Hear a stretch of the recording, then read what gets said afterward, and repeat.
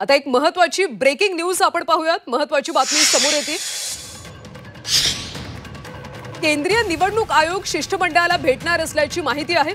केंद्रीय निवडणूक आयोग शिष्टमंडळाला भेटणार आहे। खरं तर गेल्या अनेक दिवसांपासून विरोधकांचं हे शिष्टमंडळ तयार आहे। आता केंद्रीय निवडणूक आयोग शिष्टमंडळाला भेटणार असल्याची माहिती मिळते।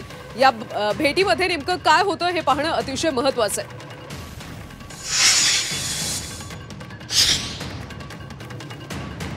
आणि या सगळ्या संदर्भात अधिकची माहिती देत आहेत आमच्या प्रतिनिधी उर्वशी खोना।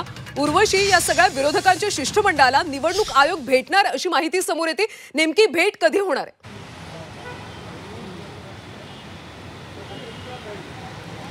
नक्कीच केंद्रीय निवडणूक आयोग आता भेटण्यासाठी तयार झाली आहे।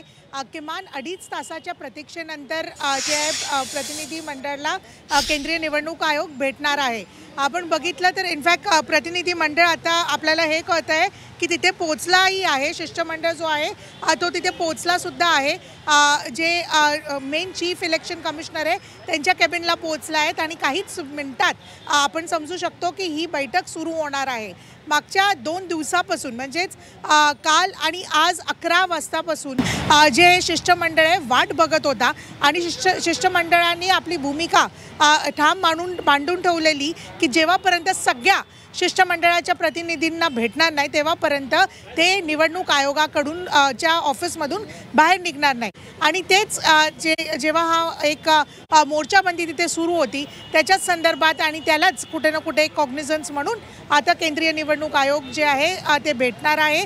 नेमकं ज्या सगळ्या कन्सर्न्स आहेत, मोर्चा मुंबईत ज्या प्रकाराने झालं आणि जे मतदार यादीत जे गोंधळ अपोजिशन पार्टीज म्हणजेच विरोधी पक्ष नेते जे आहेत, महाविकास आघाडी आणि बरोबरच मनसेचे नेते जे वारंवार करतात ते आज निवडणूक आयोगासमोर ठेवणार आहे आणि सगळे मुद्दे मांडणार आहेत। आणि नेमकं आता त्यावरती केंद्रीय निवडणूक आयोग काय म्हणणार आहे त्यावरती लक्ष आहे।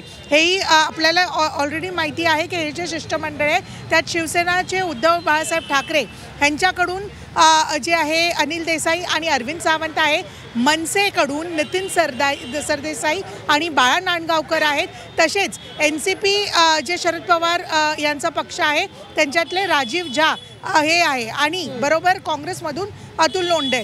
असं सगळ्या पार्टीचे म्हणजेच विरोधक जे पार्टीज आहेत ते सगळ्या पार्टीचे शिष्टमंडळ इथे पोहोचले आहेत आणि नेमकं आता बैठक सुरू झाली आहे हे म्हणणं गरजेचं आहे। नक्कीच उर्वशी, गेल्या काही दिवसांपासून विरोधक सातत्याने मतदार यादीतल्या घोळासंदर्भात आरोप करतात। त्यामुळे आजच्या या भेटीमध्ये नेमकं काय घडतं, निवडणूक आयोग काय उत्तर देतं हे सगळंच पाहणं अतिशय महत्त्वाचं आहे। धन्यवाद उर्वशी माहितीसाठी।